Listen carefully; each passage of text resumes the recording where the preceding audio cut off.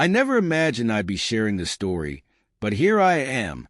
Everything changed 2 weeks ago when my suspicions about my wife proved true.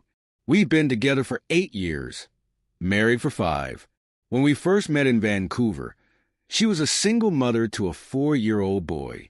I was 22 and she was 23. Despite our young age, I knew I wanted to be part of their lives. That little boy became my son in every way that mattered. Recently, I began noticing subtle changes in her behavior. Nothing drastic, just small inconsistencies that didn't make sense. Whenever I tried talking to her, she'd become defensive and angry, questioning how I could even think such things. After finding nothing suspicious on her phone or computer, I decided to set up small cameras around the house before visiting a college friend in Seattle. When I came home earlier than planned, I checked the footage while she was out. What I saw shattered me. There she was with James, a co-worker we frequently had dinner with. James and his wife had been guests at our home multiple times. I thought we were friends. For the first time in my life, I completely lost control. Usually, I'm calm and level-headed, but something inside me snapped. I punched walls, broke furniture, and ended up hurting myself in the process. When I saw the mess I'd made in our living room, I knew I couldn't stay. I needed to leave before she returned, as I couldn't trust myself to remain rational. I quickly packed a bag, taking some essentials and my work laptop.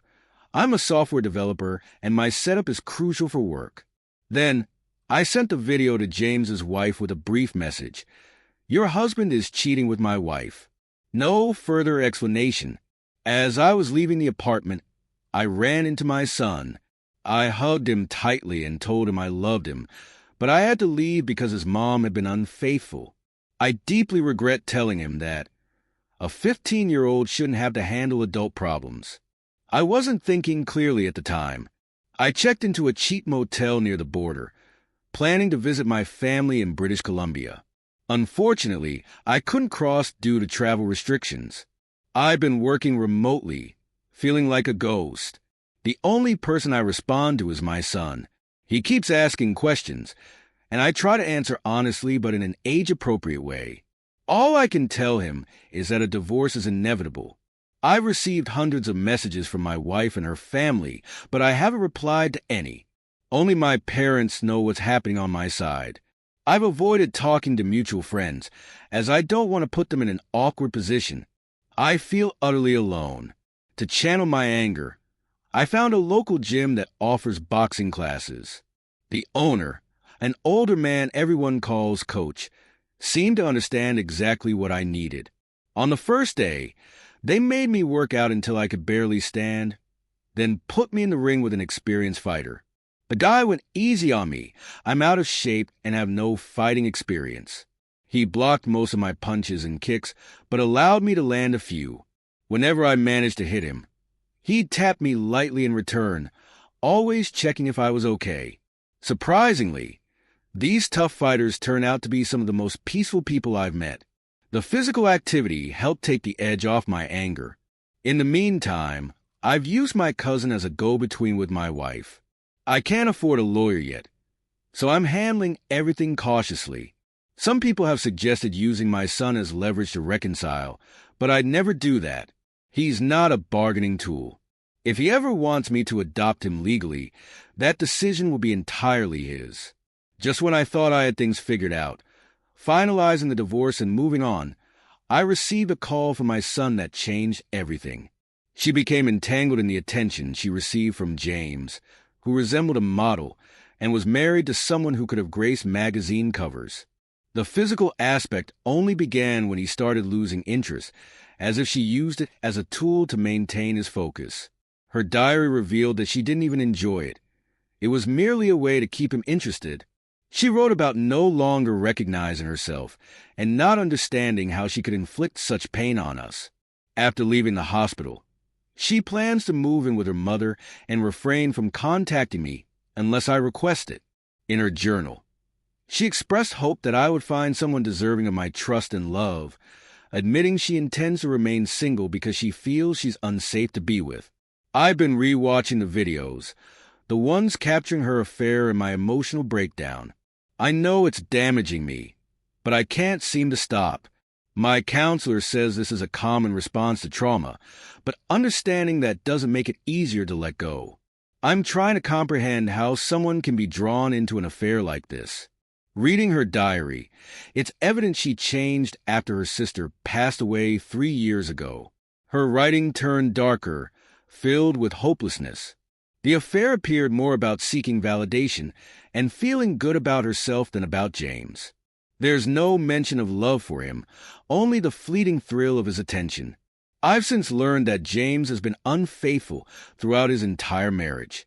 His wife called me, even suggesting a revenge affair between us.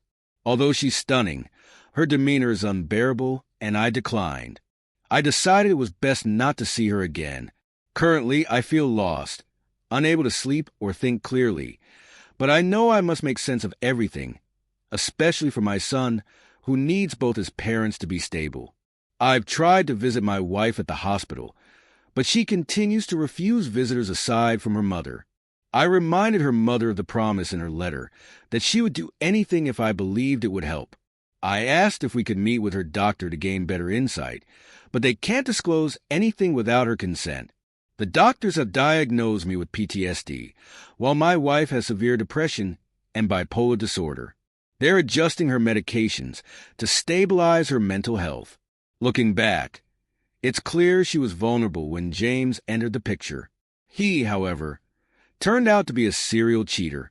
His wife contacted the husbands of several other women he'd been involved with, and some of them confronted him. Although he didn't end up in the hospital, he wasn't left unscathed. My friend Mike has been staying with me frequently, helping me stay grounded. This weekend, I'm taking my son camping, a step toward rebuilding our bond. We've also been going to the gym together, which has brought us closer than ever. He's terrified I'll leave again, as those 2 weeks I was gone left a lasting impact. He pleads with me not to go, and I've assured him that no matter what happens with his mother and me, I'll always be there for him. I finally deleted the videos. They only fueled my pain, replaying endlessly in my mind. But even without them, I remain conflicted.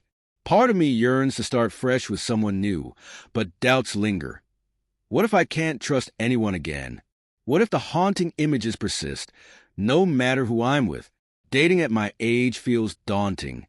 Many single women I know are divorced and carrying their own emotional baggage or desperate for children. The thought of recounting my story to strangers exhausts me. My wife is the only person who's ever truly understood me. It took years to build that connection. Can I find that again? How long would it take? And there's no guarantee someone new wouldn't betray me too. Oddly enough, given everything, my wife might now be less likely to cheat than someone else. My son needs both his parents to be well. If I divorce her, will she recover enough to be a good mother? Even if we separate, these emotional scars will remain. At least with her, I wouldn't have to explain the triggers behind my quiet moments or sudden anger. She already knows why. From what I've learned, people who rush into divorce often face greater challenges in healing. The best outcomes seem to occur when both individuals commit to recovery, even if it takes years. But I'm unsure if my wife is ready for that kind of effort. I can't deny that I still love her, even though it's tangled with hurt and anger. Initially, I wanted her to feel the same pain I was experiencing. Now, all I want is for us to heal. If we attempt to reconcile, it won't be easy. She'll need to rebuild trust, and I'll have to learn how to grant it. I know I'll be scrutinizing everything she does, which isn't healthy for either of us. But what other option do I have? I need to protect myself and my son. For now, I'm focusing on my son and myself. The gym, my counselor, and my friends like Mike are helping. I realize it's okay not to have all the answers yet. Whatever I decide, it has to be the best choice for all of us, for me, my son, and, yes, even my wife. When my son asked me yesterday if we'll ever be a normal family again, I told him the truth. I don't know, but I promised him we'd figure it out together. For now, I'm taking things one day at a time, doing my best to make the right decisions with the knowledge I have. It's not much, but it's a start.